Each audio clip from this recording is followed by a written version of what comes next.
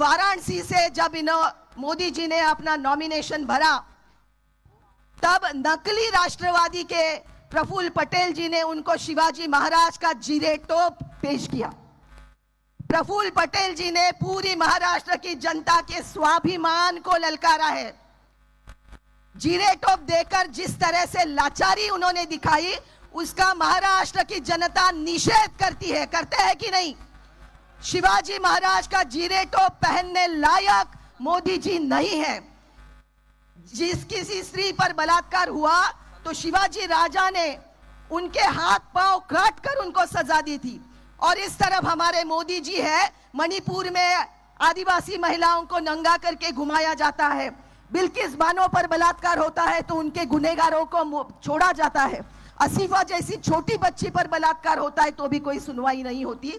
मोदी जी, आपके मन में रैयत के बारे में कोई प्यार नहीं है, महिलाओं के बारे में सम्मान नहीं है, वो जीरे टोप पहनने की आपकी पात्रता ही नहीं है, और हम इस बात का निषेध करते हैं। और महाराष्ट्र की जनता की ओर से ये ललकार है।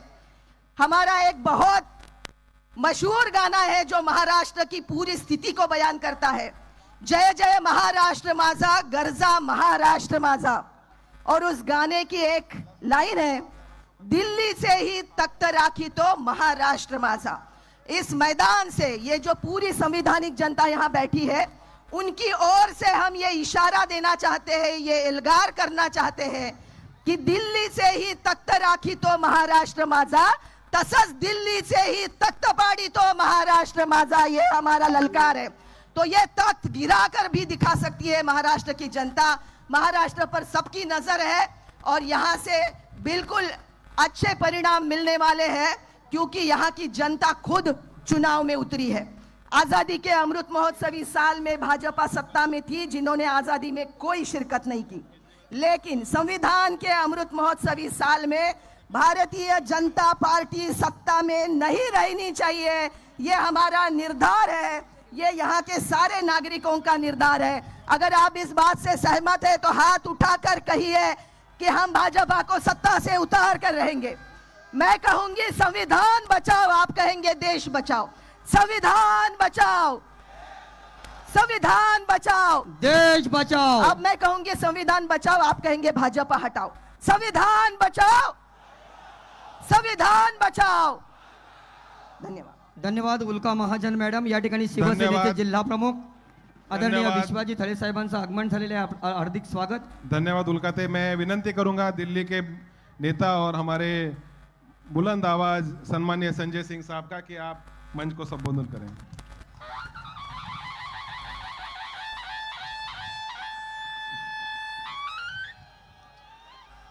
मंच पर आसीन एनसीपी शरद पवार गुट के राष्ट्रीय अध्यक्ष पूर्व मुख्यमंत्री शरद पवार जी, मंच पर आसीन वो बहादुर नेता जिसको दिल्ली के मुख्यमंत्री रहते हुए दुस्साहस किया मोदी ने जेल में डालने की, लेकिन जेल में उनको रोक नहीं पाए। आज जनता जेल का जवाब वोट से देने के लिए तैयार है। आदरणीय मुख्यमंत्री अरविंद केजरीवाल जी, मंच पर मौजूद एनसीपी के, शिवसेना के, कांग्रेस के, आम आदमी पार्टी के, समाजवादी पार्टी के, इंडिया गठबंधन के अध्यक्ष, सभी नेतागण, साथियों और दोस्तों, जब हम लोग आए तो यहां पर हमने छत्रपति शिवाजी महाराज के प्रतिमा पे माल्यार्पण किया। छत्रपति शिवाजी महाराज ने एक ही शिक्षा दी है, एक ही संदेश दिया है, गद्दारों को माफी नहीं, गद्दारों को। और क्या किया यहां पर मोदी जी ने, भारतीय जनता पार्टी वालों ने क्या किया? हमने सुना था सोना चोर होते हैं, बाइक चोर होते हैं, कार चोर होते हैं, लेकिन नरेंद्र मोदी पार्टी चोर है, पार्टी चुरा ली, पार्टी चुरा ली। शिवसेना की तीर कमान चुरा ली, शरद पवार की घड़ी चुरा ली। ये जितने घड़ी चोर और तीर कमान के चोर हैं, इनको शिवाजी महाराज का संदेश समझा देना और इनको चुनाव में जमानतें जब्त करके बताना कि महाराष्ट्र में एक भी सीट भारतीय जनता पार्टी की और ये जो शिवसेना इनकी आने वाली नहीं है। आज शिंदे साहब की शिवसेना के लिए मजाक उड़ता है, विधानसभा में नारे लगते हैं 50 खोके एकदम ओके, 50 खोके एकदम ओके। भारतीय खोखा पार्टी है ये लोग, भारतीय खोखा पार्टी। इसलिए मैं आपसे कहने के लिए आया हूं, अपील करने के लिए आया हूं, देश के प्रधानमंत्री अलग अलग चुनाव के चरण में लगातार हारते जा रहे हैं, इसलिए उनका अपनी जुबान पे कोई कंट्रोल नहीं है, भाषा पे कोई कंट्रोल नहीं है। शरद पवार जी को भटकती आत्मा कहते हैं, उद्धव ठाकरे को नकली शिवसेना कहते हैं। मरने की कामना कर रहे हैं शरद पवार की, जिनकी उम्र 84 साल है। अपने वोट की ताकत से जवाब देना कि शरद पवार का, एनसीपी का, महाराष्ट्र का, मराठी लोगों की कितनी ताकत है। हम तुम्हारी जमानत जब्त कराएंगे और एनसीपी की ताकत बताने का काम करेंगे, इंडिया गठबंधन की ताकत बताने का काम करेंगे। मैं यहां पर इसलिए भी आया कि पूरा भिवंडी का इलाका यूपी के लोगों से, बिहार के लोगों से भरा पड़ा है। कितना जने सुल्तानपुर वाले हा भाई यहाँ आधा सब जने ना, सुल्तानपुर, अमेठी, प्रतापगढ़, फैजाबाद, बस्ती, आजमगढ़, हा ना सब जने, हाथ उठा के बताओ सब जने किसको जिताना है, किसको जिताना है? मामा को जिताना है, सुरेश भाई को जिताना है। यहां से ज्यादा लंबी बात नहीं करूंगा, मैं सिर्फ एक ही बात कहना चाहता हूं। नरेंद्र मोदी जी कहते हैं मोदी की गारंटी है, ये मोदी की गारंटी है। क्या गारंटी दिया 2014 से?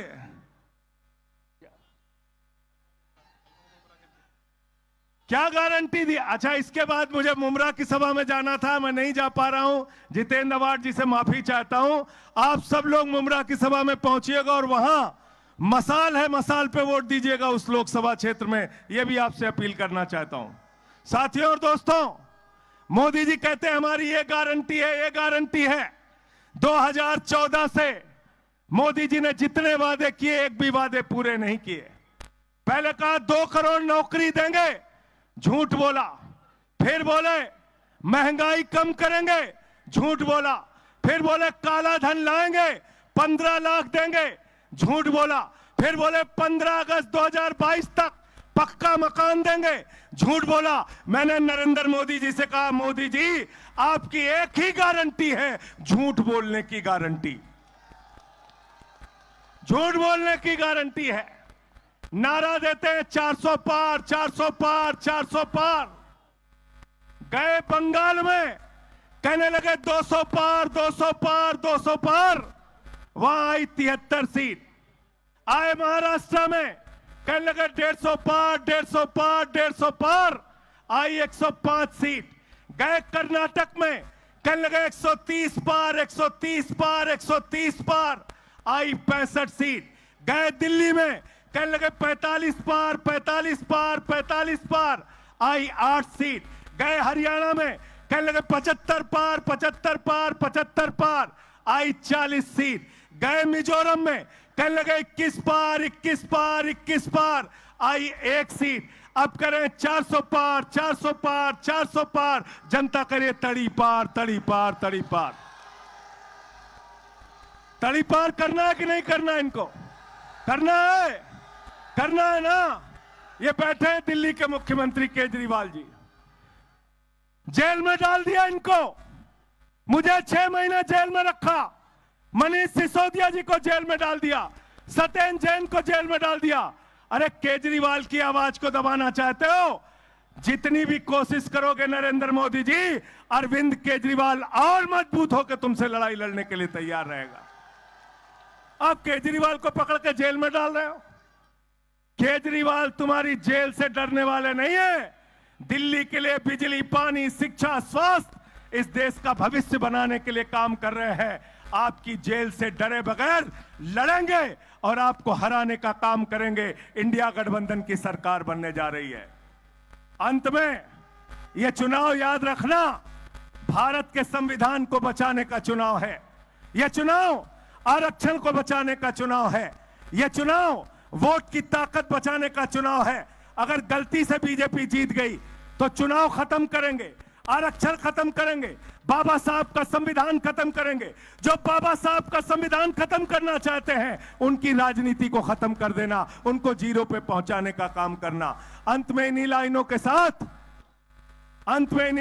साथ कि कैसे कैसे मंजर अभी आने लगे हैं और गाते गाते लोग चिल्लाने लगे हैं, बदल डालो अब इस तालाब के पानी को, कमल के फूल तो मुरझाने लगे हैं, कमल के फूल तो मुरझाने लगे हैं। बहुत बहुत शुक्रिया, बहुत बहुत धन्यवाद। धन्यवाद सर। बहुत बहुत धन्यवाद संजय सिंह साहब। और जिनके वक्तव्य को सुनने के लिए हम भिवंडी कर बेकरार हैं और दिल्ली की मोदी जी की सरकार जिनको डरती है, वो दिल्ली के मुख्यमंत्री सम्मान्य केजरीवाल साहब को विनती है कि अपनी बात रखें। वहां से केजरीवाल साहब आगे बढ़ो। भिवंडी की जनता को विनती की हाथ ऊपर खड़े करके तालियों से केजरीवाल साहब का इस्तकबाल करें। Hello hello hello. भारत माता की माता की इनकलाब इनकलाब वंदे वंदे। मंच पे मौजूद देश के बहुत ही सीनियर नेता और महाराष्ट्र के पूर्व मुख्यमंत्री शरद पवार साहब, सुप्रिया सुले ताई, मंच पे मौजूद इंडिया गठबंधन के सभी नेतागण और यहाँ पे इतनी भारी संख्या में आए हुए मेरे सभी प्यारे बहनों, भाइयों, माताओं, बुजुर्गों, बच्चों, आप सब लोगों को मेरा नमस्कार, सबको मेरा प्रणाम। दोस्तों, मैं दिल्ली से आया हूं आप लोगों के सामने झोली फैला के इस देश को बचाने की भीख मांगने के लिए। अभी थोड़े दिन पहले इन्होंने मुझे जेल से छोड़ा है। मोदी जी ने मुझे गिरफ्तार कर लिया था थोड़े दिन पहले एक झूठे केस में। जेल से सीधा यहीं आ रहा हूं,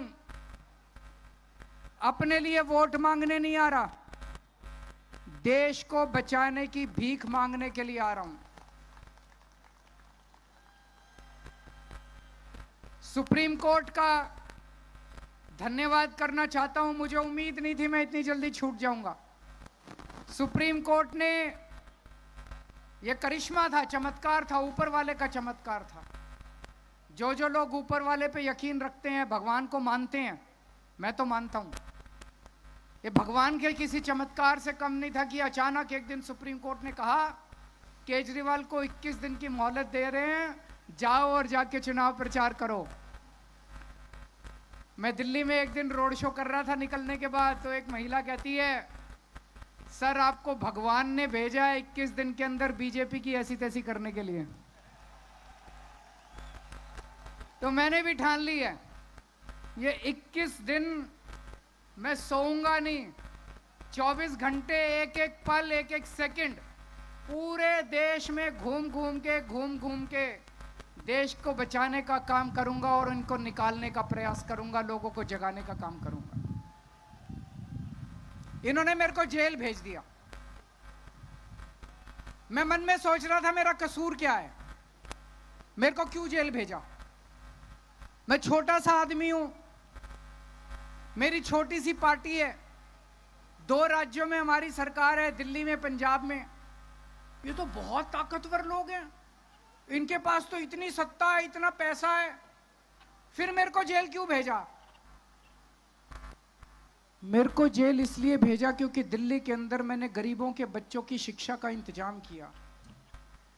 मेरे को जेल इसलिए भेजा क्योंकि दिल्ली के अंदर मैंने गरीबों के सरकारी स्कूलों को शानदार बना दिया। मोदी जी उसको रोकना चाहते हैं। मोदी जी नहीं चाहते कि गरीबों के बच्चों को अच्छी शिक्षा मिले। मैं कहना चाहता हूं मोदी जी, मैंने दिल्ली में 500 स्कूल बनाए, आप 5000 स्कूल बनाओ, 50,000 स्कूल बनाओ देश में, तब आपका बड़प्पन है। केजरीवाल ने 500 स्कूल बनाए, आप उसको जेल में डाल के स्कूल बंद करा दो, ये तो छोटी सोच है, ये तो छोटी मानसिकता है। मेरे को जेल में क्यों भेजा?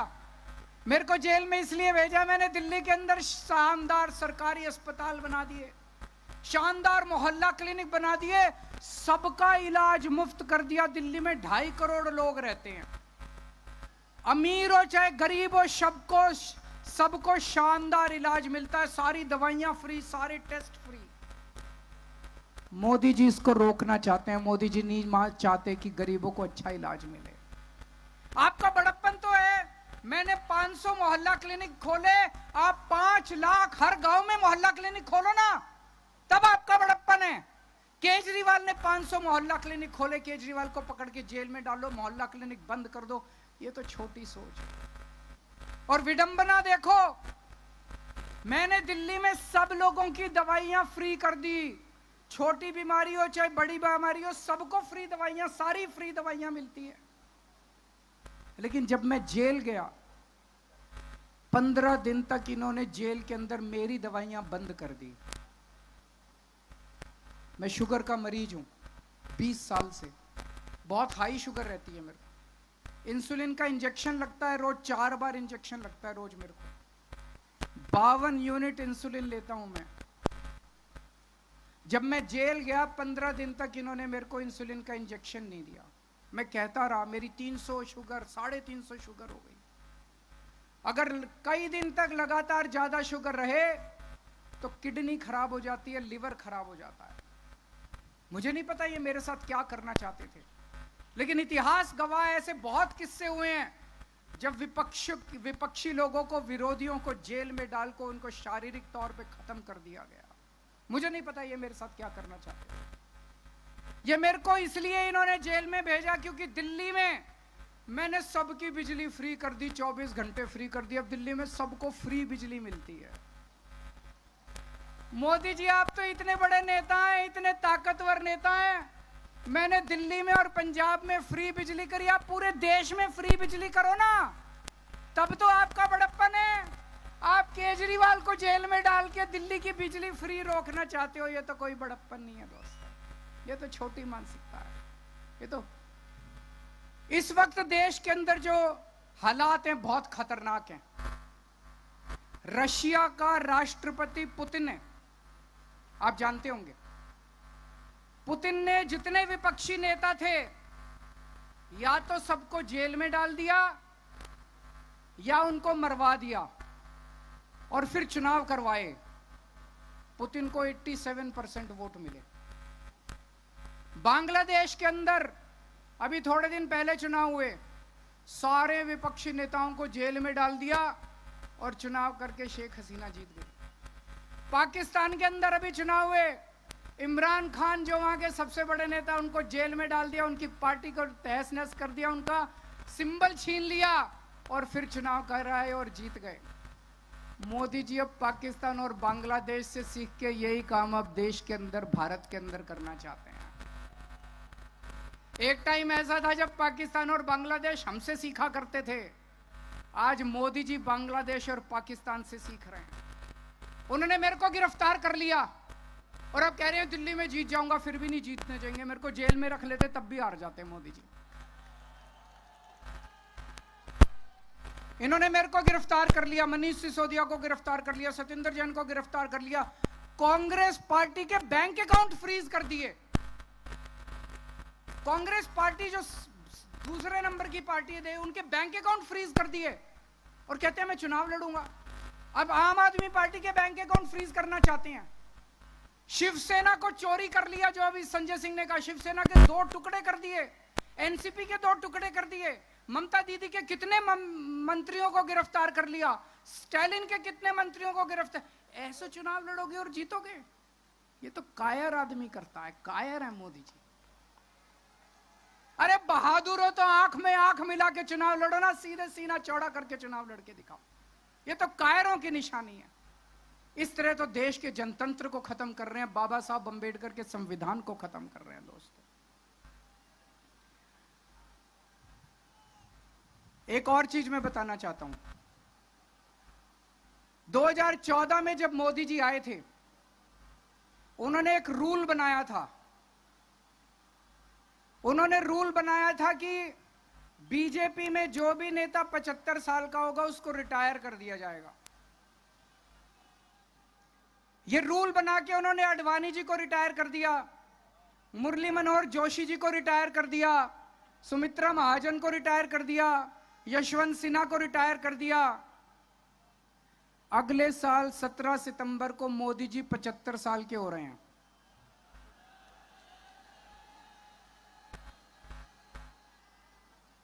तो जाहिर तौर पे मोदी जी भी रिटायर होंगे।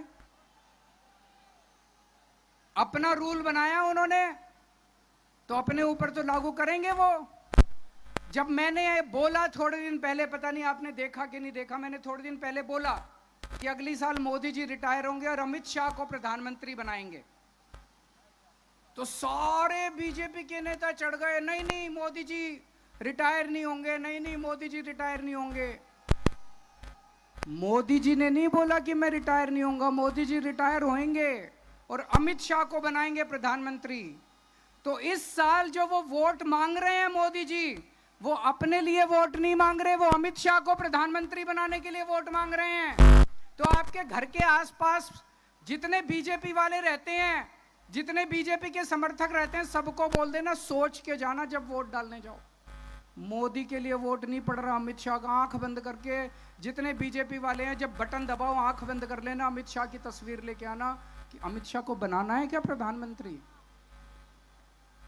तो अमित शाह के लिए वोट मांग रहे हैं। और इस सिलसिले में जितने रुकावटें थी, देवेंद्र फडणवीस को पैदल कर दिया इन्होंने, शिवराज सिंह चौहान की राजनीति खत्म कर दी, रमन सिंह की राजनीति खत्म कर दी, वसुंधरा, जितने नेता थे सबको खत्म कर दिया।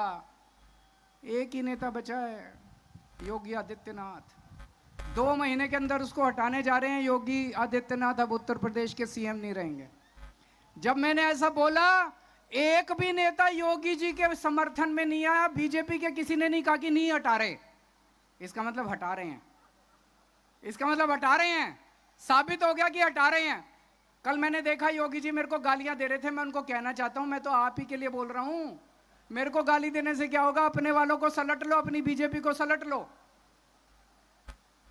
दोस्तों, एक एक करके ये सारे नेताओं को खत्म कर रहे हैं। और मैं आपको चेतावनी देना चाहता हूं कि अगर इस चुनाव में 4 जून को बीजेपी जीत गई, वैसे तो जीत नहीं रही है, अगर जीत गई तो मैं आपको बता रहा हूं कि सुप्रिया सुले भी जेल में होंगे, शरद पवार भी जेल में होंगे, उद्धव ठाकरे भी जेल में होंगे और आदित्य ठाकरे भी जेल में होंगे। मैं आज तक मैंने जितनी पॉलिटिकल भविष्यवाणी की है, तो हमें मेहनत करनी पड़ेगी। थोड़े दिन रह गए, किसी भी हालत में हमें बीजेपी को जीतने नहीं देना है। और जिस तरह की गालियां दे रहे हैं प्रधानमंत्री जी, उन्होंने शरद पवार साहब को कहा भटकती आत्मा। ये कोई इतने सीनियर आदमी है, 84 साल के बुजुर्ग हैं। मोदी जी 74 साल के हैं, 10 साल सीनियर है उनसे। ऐसे किसी बुजुर्ग को कहना ठीक है क्या? प्रधानमंत्री को ऐसी भाषा अच्छी लगती है? उनको कहते हैं नकली शिवसेना, नकली संतान, ये अच्छी लगती है? ये तो पूरे महाराष्ट्र के मराठी मानुस की बेइज्जती का सवाल है। इस बार जब जाओ तो बटन दबा के उनको इस गाली का जवाब देना, जब वोट डालने के लिए जाओ आप।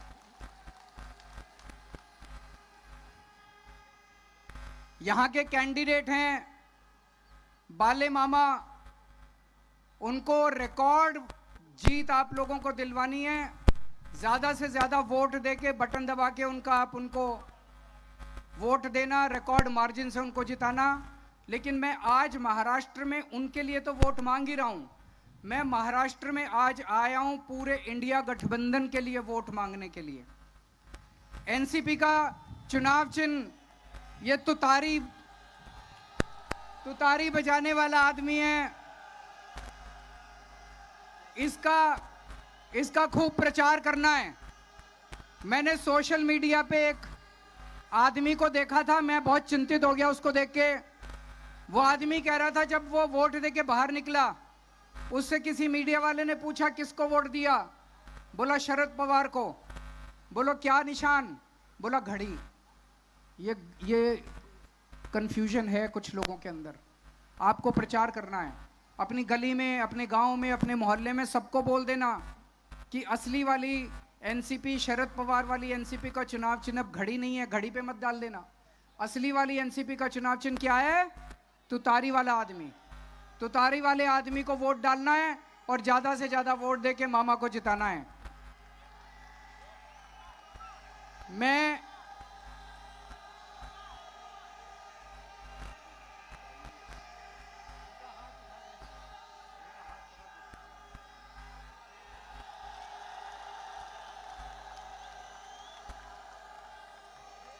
मैं 21 दिन के लिए बाहर आया हूं।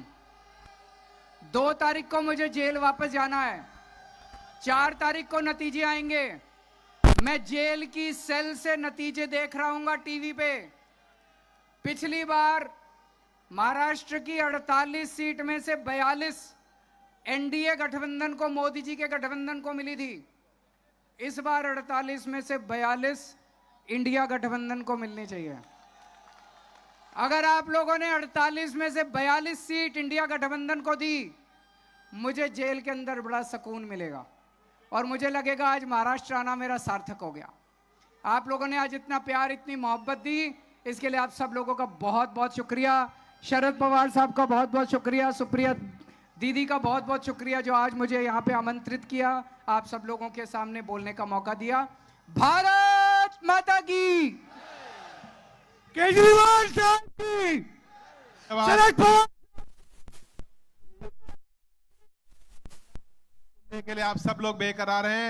हिंदुस्तान के सुपुत्र, महाराष्ट्र के भूतपूर्व मुख्यमंत्री, हमारे दिलों की धड़कन, सम्मानीय शरद चंद्र पवार साहब।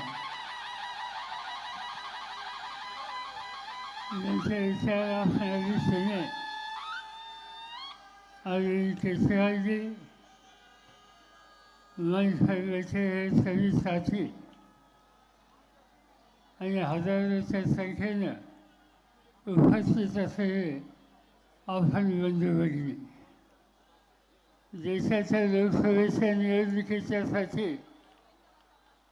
आज मोठ्या संख्येनं नेत्यांचे विचार ऐकण्यासाठी आपण एकत्रित आलो। ही निवडणूक नेहमीच्या निवडणुकीपेक्षा वेगळी निवडणूक आहे। या निवडणुकीमधून उद्या तुमचं माझं भवितव्य काय आहे याचा निर्णय व्हायचा आहे आणि चिंतेची स्थिती ही आहे की ज्यांच्या हातामध्ये देशाची सत्ता आहे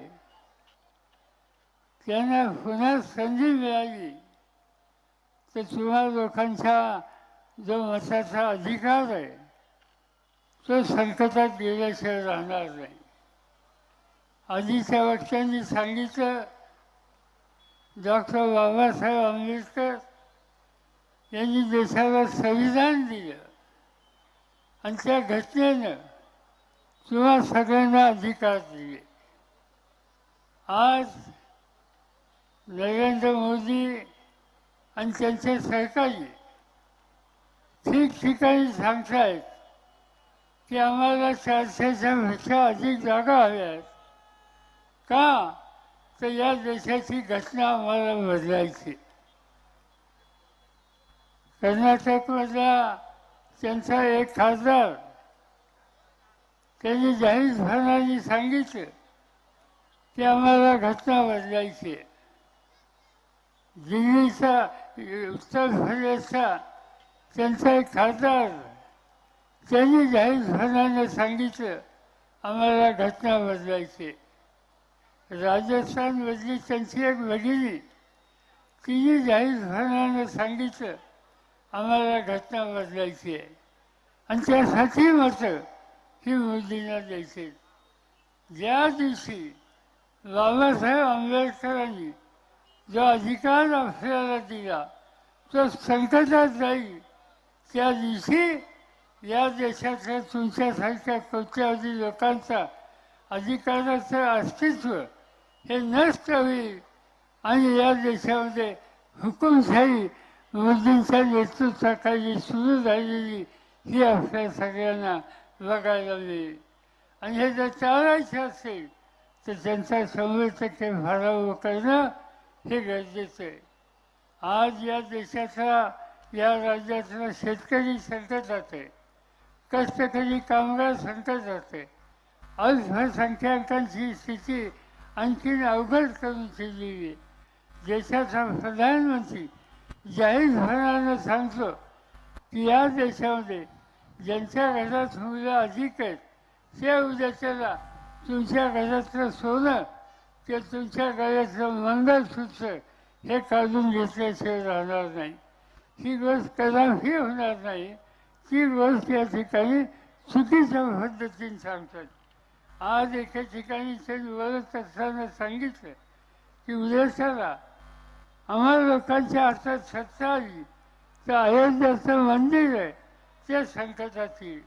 या देशात मंदिर असो, मस्जिद असो, गिरजाघर असो, या सगळ्यांचं रक्षण करणं हा विचार तुमचा माझा सगळ्यांचा आहे. आणि कारण नसताना या धार्मिक भावना या देशात उत्तेजित करून लोकांच्यामध्ये एक प्रकारचं अंतर वाजवायचं काम मोदी करतायत. ही देशाच्या दृष्टीने अतिशय गंभीर गोष्ट आहे. आणि याचा सुटका करायची असेल तर उद्याच्या निवडणुकीमध्ये तुमच्या मताचा अधिकार लालू मामा की ज्यांची खून आज तुला सगळ्यांना माहीत झालेली आहे, तुतारी वाजवणारा माणूस, त्याच्यासोबत तो वचन दाबा आणि त्यांना देशाच्या लोकसभेमध्ये आमच्या या भागाचा प्रतिनिधी म्हणून मोठ्या मताने विजय करा हीच विनंती करतो आणि माझी भाषण या ठिकाणी संपवतो. आघाडीचा विजय असो, महाविकास आघाडीचा विजय असो. याच्यानंतर पवार साहेब आणि केजरीवाल साहेब पुढच्या सभेला जाणार आहेत. बाकीचे मान्यवर इथेच आहेत. आपल्याला सुप्रियाताईंचं, जयंत पाटील साहेबांचं सर्वांचं मार्गदर्शन ऐकायचं आहे. मी विनंती करतो जयंत पाटील साहेब, जितेंद्र आव्हाड साहेबांना मैं विनंती करता हूं जितेंद्र आव्हाड साहब को कृपया मंच संभाले. सर्व कार्यकर्त्यांना विनंती असेल की सभा चालूच राहणार आहे. पुढील सभा असल्या कारणाने या ठिकाणावरनं मान्यवर पाहुणे अस्सलाम वालेकुम रहमतुल्लाहि बरकातू. भिवंडी में बहुत दिनों के बाद इतने बड़े मजमे से बात करने का मौका मिल रहा है. आपको सूरत बदलनी है, भिवंडी की नहीं, सूरत बदलनी है इस देश की. सूरत बदलनी है उत्तर प्रदेश की. सूरत बदलनी है दिल्ली की. ये जो अटक सत्र शुरू है, केजरीवाल को अंदर डाल दिया, ये आपको भी अंदर डालने में कोई कमी नहीं करेंगे. इनको देश कुछ चंद हाथों में देना है और वो हम करने नहीं देंगे. जो पवार साहब यहां से कह के गए, उन्हें एक बहुत महत्वपूर्ण बात आपके सामने लगी जिसकी बहुत ही बड़ी अहमियत है कि यह देश का संविधान जो तुम्हें मुझे समान मानता है, उस संविधान को वो गायब करना चाहते हैं. जो हमारा अधिकार है, राइट टू रिलीजन, हम कोई भी धर्म को अपना सकते हैं, उसका रीति रिवाज पाल सकते हैं.